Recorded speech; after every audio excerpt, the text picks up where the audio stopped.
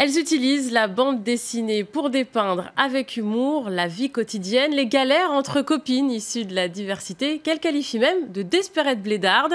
Ces vignettes quotidiennes connaissent un franc succès sur les réseaux sociaux, avec plus de 250 000 abonnés sur Facebook.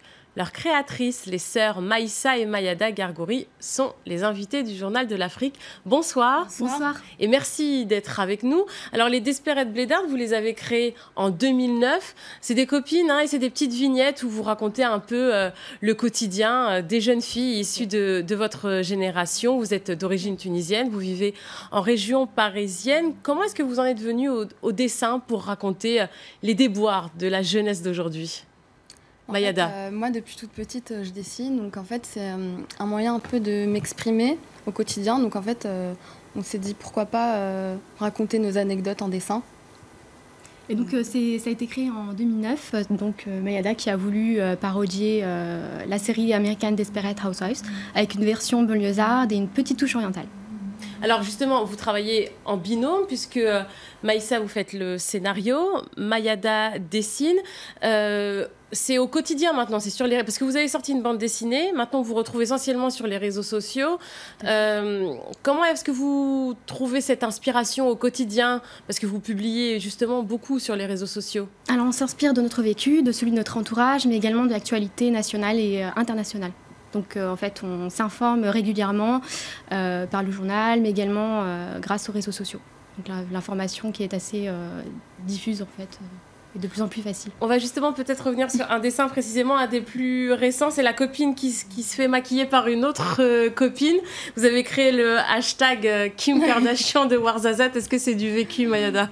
Bah oui, c'est vrai qu'une fois, j'ai demandé à une copine de me maquiller comme Kim Kardashian. Sauf que bon, le résultat n'était pas totalement ce que je recherchais. Et au final, ma copine, c'est pas du tout une maquilleuse, comme on peut le voir sur l'image. Donc elle a regardé les YouTube pendant des heures, et au final elle était contente d'elle. Donc en fait, d'un côté je pouvais pas lui dire oui, c'est pas trop ça. Et comment est-ce que les réseaux sociaux vous ont apporté cette notoriété? Et après avoir publié une bande dessinée, comment est-ce que vous en êtes venu finalement à tomber dans le jeu de Instagram, Facebook et de vous faire connaître à travers ce réseau? Je pense qu'on a suivi en fait le mouvement de tous. Tout se fait actuellement par les réseaux sociaux, donc tous les artistes, que ce soit les humoristes ou les chanteurs, etc. Tout se passe par les réseaux sociaux comme Facebook, Instagram et YouTube. Et donc on a suivi vraiment Et quels sont vos projets? Est-ce que vous voulez vous développer, avoir plus d'abonnés, une nouvelle bande dessinée? Comment est-ce que vous voyez l'avenir des Desperate Blédardes?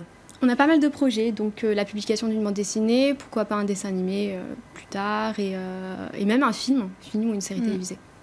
Un film. Il y a aussi une autre vignette qui m'a fait beaucoup rire, c'est les deux copines qui se parlent après le baccalauréat, et la petite blonde en fait qui dit « ma mère va m'emmener au bled » et l'autre lui répond « mais c'est quoi ton bled ?» Ça aussi c'est du vécu, parce que c'est aussi le choc des cultures qu'on voit dans les Desperate Blédards, de l'incompréhension des fois avec des jeunes issus de l'immigration et on va dire les copines franco-françaises.